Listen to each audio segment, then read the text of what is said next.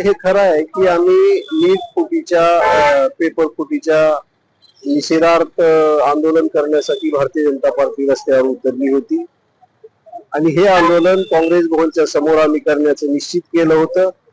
त्याचं कारणही असंच होतं की काँग्रेसचे खासदार यांनी आरोपीवर बोलण्यापेक्षा भारतीय जनता पार्टीच्या मंत्र्यांवर बोलण्याचं काम केलं। म्हणजे खऱ्या अर्थानं दोषी हे काँग्रेसचा कार्यकर्ता असलेल्या आरोपीला यांनी पाठीशी घालण्याचं काम काँग्रेसच्या माध्यमातून होत होतं।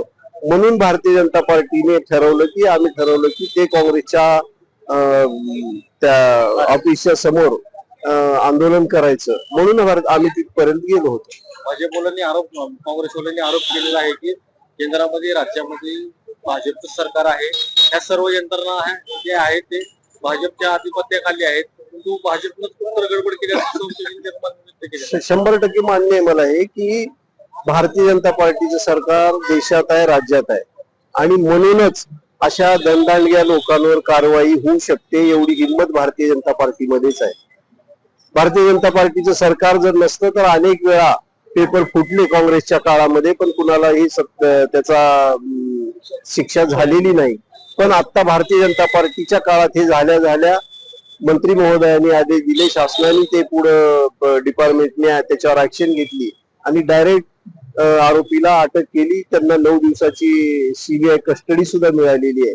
त्याच्यामुळे भारतीय जनता पार्टी सत्तेमध्ये आहे, म्हणूनच हे होणं शक्य आहे हे मी काँग्रेसवाल्यांना सांगू इच्छितो। 22 लाख विद्यार्थ्यांच्या शिक्षणाचा प्रश्न निर्माण झालेला आहे, भाजप फक्त राजकारण करत असतील आरोप काँग्रेसने बिलकुल शिक्षणाच्या विषयामध्ये लेकरांचं नुकसान होऊ नये। जे खऱ्या अर्थानं मेहनत करून लोक पालक परेशान होतात अशा लोकांवर अन्याय होऊ नये म्हणून भारतीय जनता पार्टी याच्यामध्ये उतरलेली असते।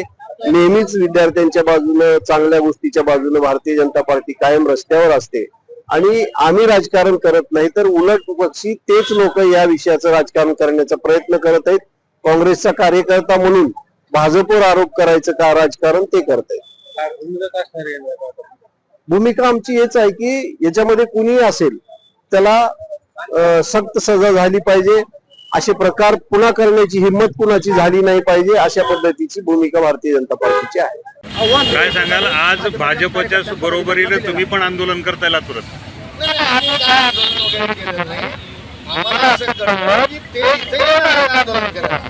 त्यांचा पत्ता चुकीचा आहे, त्यांची मागणी चुकीची आहे, ते अज्ञानात आणि फ्रस्ट्रेशन मध्ये काहीतरी करतायत। शेवटी चुकलेली आहे, पण त्यांना समजून सांगावं म्हणून आम्ही इथे येऊन थांबलो। आता आम्ही त्यांना निरोप दिला की असं वेगळ्यासारखं काहीतरी करू नका। या परीक्षा ही सगळ्या परीक्षा घेण्याचे निर्णय घेणारा सरकार केंद्राचा तुमचा आहे। एमपीएससी यूपीएससी सीबीएसई असे सगळे बोर्ड स्टेट बोर्ड असताना खासगी संस्थेला टेंडर देऊन 2,000 प्रमाणे 23 लाख गुणिले 2,407 कोटी लुटायला देणारं सरकार तुमचं आहे आणि एवढं खाऊन सुद्धा पोट भरणारे पुन्हा पेपर विकायची संधी देणारं सरकार तुमचं आहे।